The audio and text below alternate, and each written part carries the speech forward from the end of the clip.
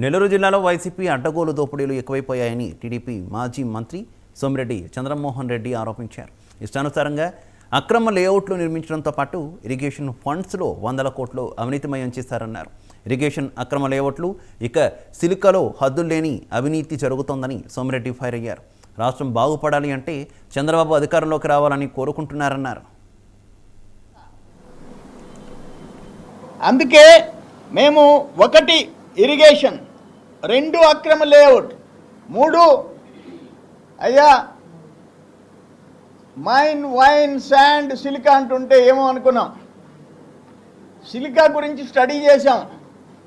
అది హద్దులేని దోపిడీ, హద్దులేని దోపిడీ. నేను మళ్ళీ దాన్ని వివరంగా సపరేట్గా ప్రెస్ కాన్ఫరెన్స్ పెడతా. జిల్లా అధికారులకు ఒక హెచ్చరిక చేస్తున్నాం. తెలుగుదేశం పార్టీ ఇంత దోపిడీకి ఎవరైతే మీరు చేతులు కలిపారో వాళ్ళని వదిలిపెట్టే ప్రసక్తే లే.